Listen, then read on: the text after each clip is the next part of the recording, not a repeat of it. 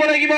আৰু দিছপুৰ যোৱাৰ কাৰণে কিন্তু এই 15টা সমষ্টিৰ ভিতৰত ময়ো এজন প্ৰাৰ্থী হিচাপে বাওঁসংগৰি সমষ্টিটো কিন্তু আপোনালোকে বিপুল ভোটত জয়ী কৰি লৈ যাব লাগিব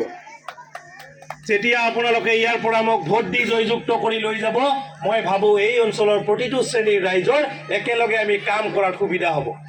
এই অঞ্চলৰ ৰাইজে ইতিমধ্যে ছাৰে কোৱাৰ নিচিনাকে চৰকাৰে যিবিলাক আঁচনি দিছে যথেষ্ট পৰিমাণে পাইছে যিসকলে পাইছে এই আঁচনিসমূহ তেওঁলোকে পায়েই থাকিব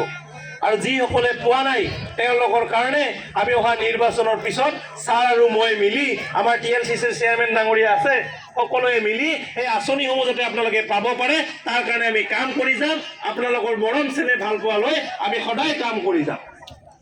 গতিকে মই বিশ্বাস কৰিছোঁ মই আৰু এই অঞ্চলত ক'বলগীয়া নাই এই অঞ্চলৰ ৰাইজে অট'মেটিকলি মোক আগৰ পৰাই মৰম দি আহিছে আগন্তুক দিনতো ছাৰক যেনেকৈ গাৰ্জেন হিচাপে লৈ মৰম দি আহিছিলে মোকো এই অঞ্চলৰ ল'ৰা হিচাপে মই ভাবোঁ মৰম দি যাব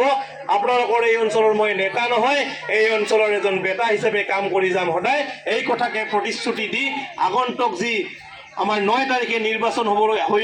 আহিবলগীয়া আছে তাতে আপোনালোকে সকলোৱে নাঙলৰ ছবিত ভোট দি মোক জয়যুক্ত কৰি নি হাগ্ৰামা মহিলাৰী ডাঙৰীয়াৰ হাত দিছপুৰত শক্তিশালী কৰিব বুলি আশা ৰাখি মোৰ সব বক্তব্য ইয়াতে সামৰণি মাৰিছোঁ জয় BPFD